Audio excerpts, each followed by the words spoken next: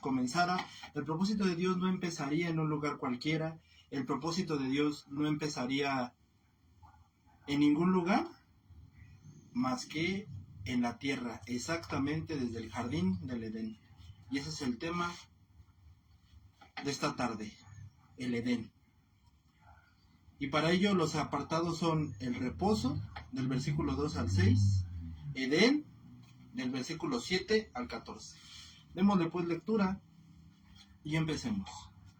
Fueron pues acabados los cielos y la tierra y todo el ejército de ellos. Y acabó Dios en el séptimo la obra que hizo, en el día séptimo la obra que hizo, y reposó el día séptimo de toda la obra que hizo. Y bendijo Dios al día séptimo y lo santificó, porque en él reposó de toda la obra que había hecho en la creación. Estos son los orígenes de los cielos y de la tierra, cuando fueron creados. El día que Jehová Dios hizo la tierra y el campo antes de que naciese, porque Jehová Dios aún no había hecho llover sobre la tierra, ni había hombre para que labrase la tierra, sino que subía de la tierra un vapor, el cual regaba toda la faz de la tierra. Entonces Jehová Dios formó al hombre del polvo de la tierra, y sopló en su nariz aliento de vida, y fue el hombre un ser viviente. Toda la creación había concluido y Dios estaba en un ciclo de 7 días, porque desde siempre, mi amigo, Dios busca identificarse con el hombre.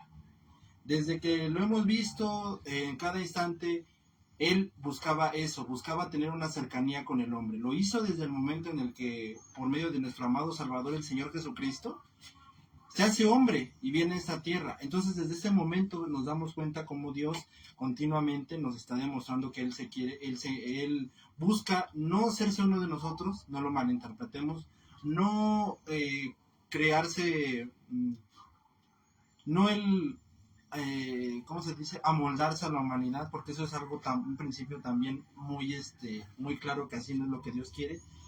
No, lo que Dios quiere es mostrar esa identificación en que Él quería tener esa cercanía, y por lo tanto se identifica con estos 7 días de la creación. Entonces Dios busca identificarse con un hombre porque era un regalo para el hombre el estar con Él. Entonces, de esa manera Dios santifica el séptimo día porque era un regalo, como lo vuelvo a decir, para el hombre. Lo más importante a través de este séptimo día es recordar esto, que el sábado, el Shabbat, es un descanso en hebreo, y es una sombra del descanso disponible a través del Señor Jesucristo. Entonces, brevemente, detengámonos un poco a ver realmente, no lo que nuestra mente, no lo que las personas nos puedan decir, no lo que ciertas personas puedan hablar, sino detenidamente la palabra de Dios, ¿qué está diciendo acerca de este sábado? Que es un descanso, en hebreo lo vuelvo a decir, Shabbat en hebreo, descanso en nuestro idioma. Entonces, este Shabbat, este descanso, cuando dicen hacia nosotros, es una sombra del descanso disponible a través del Señor Jesucristo. Colosenses 2:16 y Gálatas 4:9-11 nos lo explican claramente.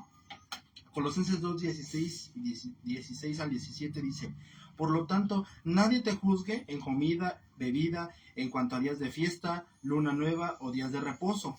Todo lo cual, ¿sí?, este sábado es sombra de lo que ha de venir, pero el cuerpo es de Cristo. Gálatas 4, del 9 al 10 dice lo siguiente: ahora, conociendo a Dios, más bien siendo conocidos por Dios, ¿cómo es que se vuelven de nuevo a los débiles y pobres rodimientos a los cuales se quieren volver a esclavizar? Guardan los días, los meses, los tiempos y los años. Entonces, estos versículos dejan muy en claro que los cristianos ya no estamos obligados a guardar el día sábado, ya que, ¿por qué? Porque Jesús ya cumplió el propósito y el plan de día de reposo para ti y para mí. Hebreos 4, 9 al 11 dice: nos queda un reposo para el pueblo de Dios, porque el que ha entrado en su reposo también ha reposado de sus obras como Dios de las suyas. Procuremos pues entrar en aquel reposo para que ninguno caiga en ejemplo de desobediencia. Cuando nosotros queremos imponer un día mágico, ¿sí?, domingos especiales, sábados especiales, es que este sábado si yo no voy a la iglesia el domingo, la maldición de Dios caerá sobre mí. Es que el sábado, es que el domingo, cuando tú quieres imponer un día especial, por eso dice, no caigas en este ejemplo de desobediencia. Todos nuestros días te lo digo si has creído en Jesucristo. Te estoy hablando a ti, hermano, en la fe, a ti, amigo, en la fe. Si verdaderamente has creído que Jesucristo es tu único verdadero Señor y Salvador, te tengo noticias. Todos tus días de lunes a domingo son días de reposo. ¿Por qué? Porque has creído en la obra terminada de Jesucristo. Esta es la gran importancia de que a la obra de Dios no le podemos añadir nada, no le podemos añadir ayunos mágicos, no le podemos añadir declaraciones mágicas. Y digo mágicas porque magia es algo que se cree que por decir ciertas palabras o decir ciertos trucos o hacer ciertas manifestaciones, hacer ciertas cosas, o sea, a través de esto, pocus pocus, abacadabra, por decir cosas así o por pensar cosas de esta manera, eso ya es magia. Entonces, por declaraciones mágicas, por días mágicos, jamás, tenlo por seguro, jamás tendremos absolutamente nada. Todo esto, todo lo que tú creyente y yo creyente tengo, es únicamente por la obra finalizada y terminada del Señor Jesucristo. Nada más. No hay otra cosa. No hay jactancia. El apóstol Pablo se los vuelve a repetir y se los vuelve a repetir. Ustedes están completos en Jesucristo. No necesitan otra cosa más que seguir en completa comunión con Él, por amor a Él, porque Jesucristo es tan necesaria como el aire que respiras, creyente. Entonces, eso es lo que el Señor Jesucristo está refiriéndose a ti y a mí. Todo está completo en Él. No hay tal cosa como días especiales, días poderosos, días... Eso ya se terminó, eso ha quedado atrás, eso fue en el Antiguo Testamento, eso fue figura del Señor Jesucristo. Así que ahora todos nuestros días son de reposo en la obra terminada de Jesucristo. El Señor Dios, como tú lo puedes ver, por supuesto que no necesita descanso. Por supuesto que cuando dice que descansó, como lo dice en Génesis, no está hablando de que Él descansó, de que Él agarró y se puso a dormir. Está hablando que Él se puso a admirar su obra. El Señor no necesita descanso, pero tú y yo sí necesitamos ese descanso físico. Y es un regalo que nos da, es un regalo físico, regalo de descanso que Él nos está dando. Recuerda una cosa, el hombre no se hizo para el día de reposo. El día de reposo se hizo para el hombre. Es un regalo, es un disfrute que Dios nos da, no es para que lo impongamos. Es algo que Él nos da, es un regalo que Él nos da. Porque recordemos que todos los días son ya de reposo, o sea, ese es el punto, ese es el enfoque del día del descanso en Cristo. Todos nuestros días ya son de reposo por Cristo Jesús. Pero a nosotros Él nos hace esa observación de descanso en Él. En el libro de Nehemías se hace una acusación por no respetar el día de reposo. Isaías hace la misma acusación. Y aquí a este punto tú y yo podríamos pensar, bueno, pues aquí está claro que Dios está diciendo, o Dios le está dando un énfasis al día sábado. No, la realidad es que no, porque cuando Josué tomó Jericó, recuérdalo, fue en un día de reposo. Josué toma la ciudad de Jericó en el día de reposo. Así que el reposo de Dios es depender completa y absolutamente de Él. Eso es todos los días. Proverbios dice, fíate de Jehová de todo tu corazón y no te apoyes en tu propio entendimiento. Ese es el verdadero y absoluto reposo en Dios. Nada más. Ese es el verdadero reposo en Dios. Creer completa y absolutamente y depender de Dios en Él. Así que aprendamos a depender todo el tiempo de Dios. Aprendamos a depender que el día de mañana traerá su propio afán, que todo está bajo las manos de Dios. Seamos diligentes. Como alguien una vez dijo, en todo lo que requiere diligencia, seamos diligentes. Pero en todo lo demás aprendamos a depender de Dios. Trabajemos en todo lo que está a nuestro alcance, pero todo lo demás dependamos de Dios y en verdad dejémoselo a Dios y confiemos completamente en Él. Así que estos son todos los orígenes de los cielos, de la tierra, todo lo que Dios quería que el hombre empezara a entender, empezara a saber, empezara a vivir con estos principios, empezara a entender de esos principios.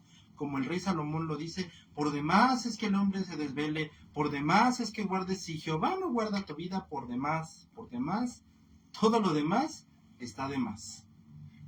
Si tú no entiendes que toda tu vida debe de correr y de depender 100% del Señor Jesucristo, absolutamente todo lo demás está completamente de más. Estos son los orígenes de los cielos y de la tierra, y ningún ser humano estuvo presente para testificar. Como te lo vuelvo a repetir, todo esto es cómo Dios finaliza su creación. Cómo Dios finaliza la humanidad. Cómo Dios, finaliza su creación, no la humanidad, disculpa. Cómo Dios finaliza todo esto y cómo Dios testifica todo esto. Y cómo Dios deja muy en claro que Él es el que está a cargo de absolutamente todas estas cosas. Así que todo esto que vemos solamente es una prueba incambiable de que la Biblia no es un cuento de hadas. Esto que estamos leyendo, esto que con la gracia de Dios terminaremos de principio a fin todo el libro de Génesis, esto no es un juego, esto no es una broma, esto no es un cuento de hadas, esto no es algo que tú y yo podamos agarrar y podamos ver y podamos discernir y podamos hacerlo a nuestro antojo. ¿Sí? Esto no es así.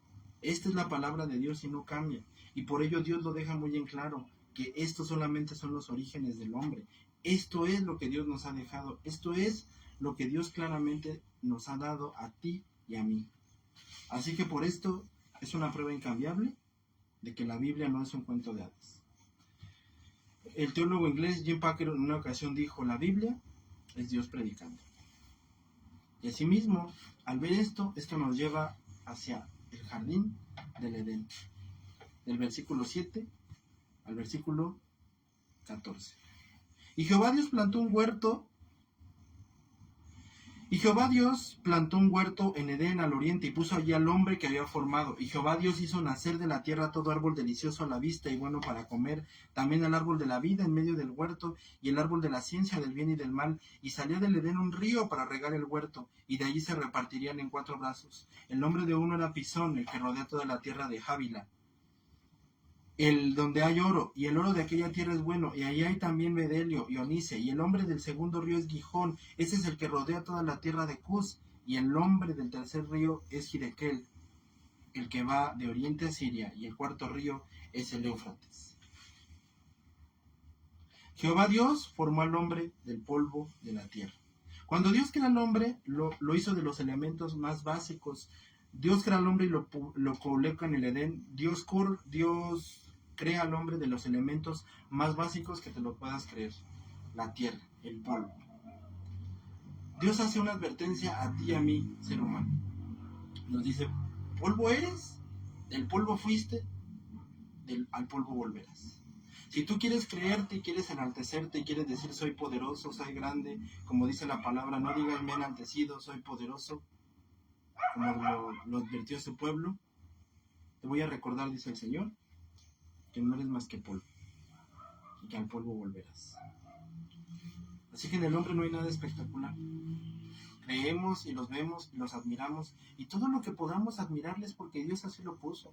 Tú puedes ver a los grandes corredores de fútbol, a los grandes corredores olímpicos, a los grandes maratonistas, a los grandes actores, todo el talento que tienen, llámense artístico, físico, natural, todo lo que tienen es porque Dios así se los ha dado. Hermanos, amigos, no creamos que tú y yo tenemos algo especial. Todo es obra de Dios, todo Dios nos lo dio. No cometan la imprudencia que cometieron los filisteos, que cometieron los babilónicos, los egipcios. Países y pueblos que ya no existen. Y no creas que no existen porque simplemente ellos se acabaron. No existen porque un día su altivez y su arrogancia llegó tan alta que Dios dijo, ya no van a existir.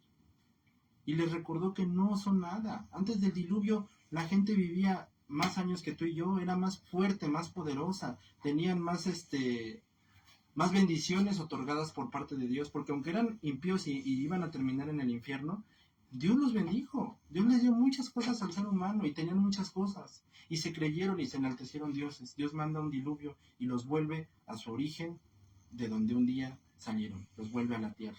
Todos cadáveres enteros quedan rodeando la tierra en el diluvio, ocurrido también en el libro de Génesis. ¿Por qué? Porque el ser humano se enalteció. El ser humano creyó, yo soy poderoso, yo soy grande, yo soy invencible. ¿Y qué Dios tuvo que hacer? Los volvió completamente nada. Así de sencillo. Ahí van a acabar todos aquellos que se creen eso. No cometas ese error que cometieron esas regiones y reconoce que no somos nada más que hombres y que el único Dios es el Señor. Él nos hizo y no nosotros, y no nosotros a nosotros. Así que en el hombre realmente no hay nada espectacular. Génesis 18:27, primera de Samuel 2:8 y primera de Reyes 16:2 nos dicen algo muy claro. El polvo no es malo, pero es lo más próximo a nada. Mis amigos, no es nada. Qué absurdo es. El hombre no es nada, mis amigos. Qué absurdo es ver a un ser humano creyéndose algo. Asimismo, Dios enseña que también había dos árboles en el Edén. La Biblia continuamente nos muestra cómo el número 2 simboliza testigos. Testimonio, perdón, 2 testigos, vayan de 2 en 2 a predicar. Dos significa testimonio. Sí, porque incluso si lo vemos ya en un ejemplo completamente secular, estás tú y yo, y ya somos dos. O sea, y ya podemos dar testimonio. O sea, yo digo una cosa y tú respaldas que lo que estoy diciendo. O sea, si lo veo dos, lo creo. O sea, siempre decimos, bueno, ¿y quién más estaba? Cuando contamos una buena historia o contamos algo, ¿y quién más estaba? No, pues estaba yo solo. Pues difícil de creer. Pero si nosotros decimos o declaramos, pero había otro, bueno, y si hay otro y lo vio, ya lo podemos creer. Es un testimonio. Por eso siempre el número 2 simboliza testimonio. Entonces aquí vemos en el Edén que había dos árboles, el árbol de la vida y el árbol del conocimiento del mal. Estos dos árboles se encuentran en Edén y el árbol de la vida concedía y mantenía la vida eterna. Génesis 3, versículo 22. Y el árbol del conocimiento del bien y del mal era la decisión que tú y yo tenemos de elegir el bien o el mal. Hermanos, desde el comienzo de este viaje bíblico, desde Génesis hasta Apocalipsis, Dios nos deja ver una cosa completamente importante. Nos deja ver Dios todos sus atributos, pero específicamente hoy la palabra de Dios nos quiere llevar a algo muy importante. Dios nos deja ver desde el comienzo de este viaje el libre albedrío. La fruta de este árbol que Adán comería y Eva comerían les darían el conocimiento del bien y del mal. Y por medio de este árbol Dios le probó al mundo entero el bien y el mal que hay en ti y en mí, el bien y el mal que hay en el ser humano. La Biblia continuamente nos muestra esto, nos muestra la amplia libertad de elegir el bien o elegir el mal, obedecer a Dios o no, elegir la salvación de Jesucristo o aceptar el juicio de Dios. Continuamente Dios nos enseña y nos muestra en cada instante y en cada momento. Y en todo tiempo nos muestra esto. Nos muestra con el árbol del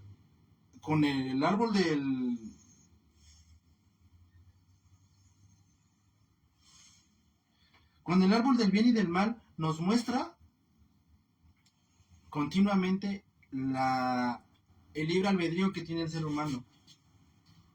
Y con el otro árbol, el árbol de la inmortalidad, con el otro árbol, Dios nos muestra la salvación que solamente está en Él. Así que con estos dos árboles, el árbol del bien y del mal, y el otro árbol, Dios nos muestra claramente la soberanía de Dios para la salvación. Dios es el único y verdadero soberano para la salvación. Y el otro nos muestra claramente el libre albedrío que tiene el ser humano. Entonces, Dios nos deja muy en claro todo esto, como lo dejó muy claro en el Salmo 1. Mis amigos, un reclamo muy común contra Dios es, si Adán pecó, ¿por qué tengo yo que tener la herencia de él? Bueno, este árbol prueba, el árbol del bien y del mal prueba, que cualquier ser humano elige por naturaleza el mal. ¿Sí? No importa que tengas un paraíso a tu disposición, no importa que tengas la justificación a tu disposición, no importa que, como dice Deuteronomio, la palabra de Dios está tan cerca de ti, no importa que la palabra de Dios sea tan clara, pero es el ser humano que no quiere rendir su orgullo. Nunca me cansaré de decírtelo y te lo vuelvo a repetir, este libro no es difícil. No permitas que nadie te diga que este libro es imposible de entender o es difícil. La Biblia no es difícil. Jesús es un gran salvador y tú y yo somos pecadores. ¿Cuál es lo difícil? La gente lo hace difícil, la gente se lo hace difícil porque no quiere rendir su orgullo a la palabra de Dios. Así que no importa lo que esté pasando, no importa que tengas a Dios junto a ti. Lamentablemente, dice el libro de Efesios, dice la carta a los Efesios, que por naturaleza todos escogemos el mal. Una verdad absoluta que camina en toda la Biblia. También la Biblia nos enseña que los árboles siempre son representados, o lo que los árboles quieren representar en la Biblia son verdades inamovibles. Por ello es que estos dos árboles de Edén nos dejan ver que el libre albedrío y la salvación siempre han cabalgado juntas, siempre están juntas. Eres completamente, te lo vuelvo a repetir, completamente libre de elegir obedecer a Dios o completamente libre de desobedecerlo. No todo Israel era salvo, ¿sí? No todos los judíos eran salvos. Y los que creyeron que por ser judíos eran salvos, Juan el Bautista les dejó muy en claro: si ustedes creen que por ser hijos de Abraham son salvos, déjenme les digo que están completamente perdidos, porque Dios puede levantar hijos de Abraham de estas piedras. Solamente los que verdaderamente obedecían y amaban a Dios eran el único y verdadero pueblo de Dios. Judas siguió a Jesús, escuchó a Jesús, pero él libremente decidió desobedecerlo, decidió no seguir sus enseñanzas, entregarlo y traicionarlo por 30 monedas de plata. Deuteronomio claramente lo esclarece: elige la vida o elige la muerte. Dios te las pone, aquí está. Así como en el Edén Dios puso el árbol de la vida y la muerte, y el árbol del conocimiento del bien y del mal, y el árbol de la inmortalidad.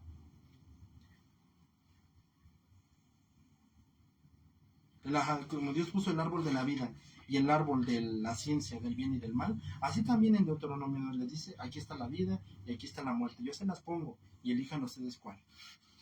Porque les recuerdo que las dos están juntas. El libre albedrío, que es el conocimiento del bien y del mal, y el árbol de la vida.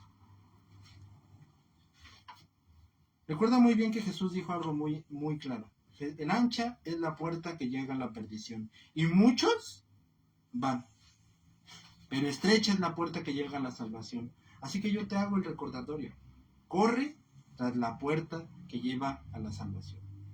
Elige la salvación. Porque el libre albedrío a nadie, te lo digo en serio, a nadie es salvado. Porque por naturaleza escogemos el mal. Nosotros tenemos que escoger continuamente y siempre, desde el momento en que hemos sido salvos, al Señor Jesucristo. Ancha es la puerta que llega a la perdición y estrecha la puerta que llega a la salvación. Corre tras tu único Salvador. El árbol de la vida, que representa cómo la salvación y el libre albedrío van juntos.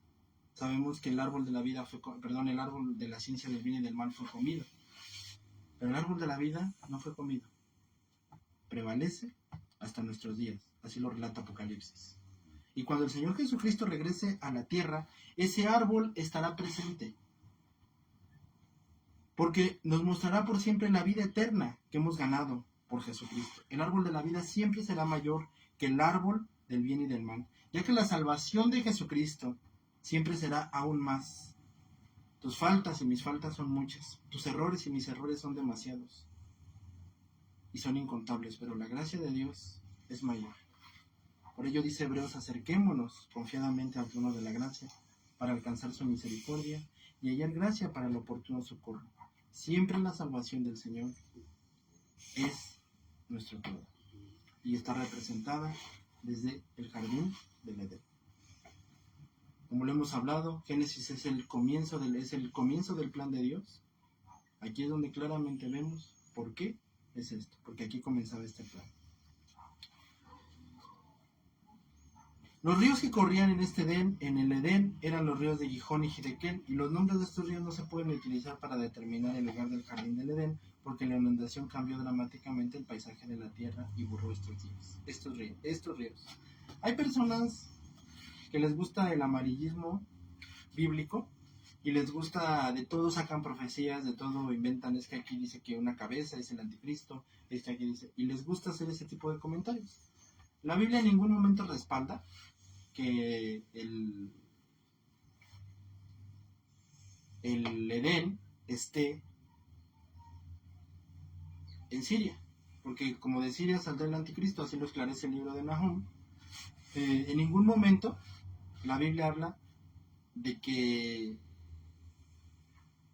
el Edén esté en Siria, porque es común decir eso. O sea, yo he escuchado mucha gente, la verdad, te lo comparto, que dice eso, y que si está en Siria, que por algo, no, porque más adelante sabremos que hubo un diluvio universal, que fue un juicio de Dios, que cayó sobre toda la tierra, sobre todo el mundo, y entonces esto provocó un cambio en el clima, un cambio en toda la tierra, en toda la terraformación, así se le llama geológicamente, que lo destruyó completamente y que cambió el lugar del Génesis. No se sabe dónde está, no se sabe. Hoy en día sabemos de ríos modernos como el Tigris y el Éufrates porque Noé y sus hijos después de la inundación nombraron algunos ríos en este mundo de la posinundación, de ríos conocidos antes de la inundación como el río Éufrates. Sabemos que lo rodeaban, sabemos que Dios hizo una formación geológica perfecta para el Edén, sabiendo claramente que aquí empezaría, y aquí en todo esto, desde el día de reposo, desde el verdadero reposo, desde el plan verdadero para el hombre, desde el plan de lo que ocurrió en el Edén, desde recordar todo lo que Dios ha hecho por nosotros y cómo la salvación y cómo podemos elegir verdaderamente, únicamente debemos de elegir la salvación en Jesucristo, pero que también sabemos que el libre albedrío está caminando, como lo vemos en el árbol del bien y del mal, aunado al árbol de la vida. Esto nos lleva a la conclusión. Podemos pensar qué bonito lugar y donde había verdadero reposo, donde había verdadera alegría y Dios estaba. Qué bonito lugar donde todo estaba en paz, qué bonito lugar donde no había ningún problema, qué bonito lugar donde Dios estaba completamente habitando con el hombre. Qué triste podemos decir, se ha perdido y se destruyó por el pecado. Así no son las cosas, porque en este jardín del Edén es donde se haría la promesa de que un día el precioso Hijo de Dios, el Señor Jesucristo, vendría a esta tierra y moriría por tus pecados, prometiendo una relación con Dios aún mayor que en el Edén, por medio de Jesucristo. Así que Edén nos recuerda que no nos preocupemos por lo que pueda suceder. Todo está bajo el control de nuestro Dios. Toda esta obra, desde el principio, está bajo el control de nuestro Señor.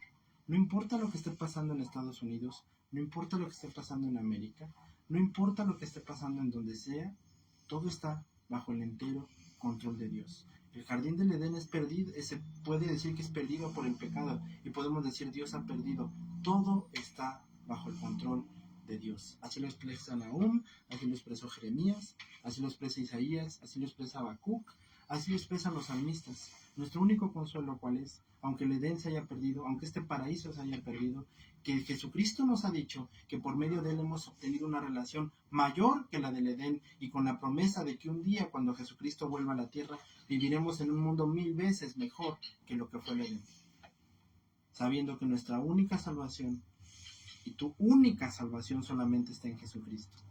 Hoy en día tú no corras de él, tú huye a él, y tú recuerda que tu única y verdadera salvación solo es él, la gran promesa del Edén, el propósito eterno de Dios manifestado y dicho en el Edén fue el Señor Jesucristo. No huyas y no corras de él, corre hacia él, corre hacia tu única salvación, hacia la promesa del Edén, hacia el único y verdadero Salvador de tu vida, hacia el Dios de toda la tierra, el Señor Jesucristo, el cual les fue prometido, fue dado en Edén, y es el propósito eterno de nuestro Dios, el Señor Jesucristo, viniendo a esta tierra, muriendo por nosotros, dando la vida por ti y por mí, y así librarnos del juicio de Dios, por la gracia únicamente de Dios hacia nosotros, nuestro único y verdadero Salvador, tu único y Salvador, y verdadero Salvador, el Señor Jesucristo, para que tú creas, confíes y sepas que solamente Él es tu único Salvador. Y para terminar quiero leerte lo que dice uno de los más bellos salmos. Los cielos son obra de tus manos, pero ellos perecerán, mas tú permaneces. Todos ellos como una vestidura se envejecerán, como un vestido los mudarás y serán mudados. Pero tú, Dios, eres el mismo, tus años no se acabarán, los hijos de tus siervos habitarán seguros, y su descendencia será establecida delante de ti. Nuestra esperanza solamente en Jesucristo está, la tuya, la mía, la de todos aquellos. Solamente nuestra esperanza está en la promesa de Edén, en el propósito eterno de Dios, en el Señor Jesucristo. Despidámonos en oración. Señor, gracias te damos por tu palabra, que nunca vuelve vacía. Que bendito sea el Dios y Padre de nuestro Señor Jesucristo, que hasta el final nos ha guardado. Yo te pido por todos aquellos que oyen tu palabra, Señor, que corran a ti, Señor, que vayan a ti, que tú golpees su conciencia, Señor, que tú los traspases día con día, Señor, que entiendan que de ti no se van a burlar, Señor, sino que tendrán que enfrentar la ira. Pero que asimismo, Señor, sepan que tú les has dado la salvación, que tú les has dado la salida, la eterna salida, solamente en tu Hijo amado, nuestro Señor Jesucristo, el cual es el que lo llena todo y en todo, el cual es el que nos representó a tu santo nombre, el cual es el que vino, Señor, a decir, el Dios verdadero existe, porque yo soy la prueba de ello. Yo soy la representación de Dios, yo soy Dios mismo, dijo el Señor Jesucristo. Él es Dios Todopoderoso, nuestro único y verdadero Salvador, el cual vino a esta tierra, entregó su vida por nosotros, declarando en cada instante, yo soy el único Salvador, para que todos aquellos que creen en mí y todo aquel que crea que yo soy su único Salvador, será salvo por los siglos de los siglos y por toda la eternidad, a una salvación eterna y a una vida perfecta que nos espera en los cielos, Señor, sabiendo que nuestra vida es completamente contigo, sabiendo que tú nos has dado una vida eterna y una salvación perfecta, solamente en Señor Jesucristo, en todos aquellos y por todos aquellos que creen y que te reciben como el único y verdadero Salvador. Y que el Dios y Padre de mi Señor Jesucristo te bendiga. Dios te bendiga y nos vemos pronto.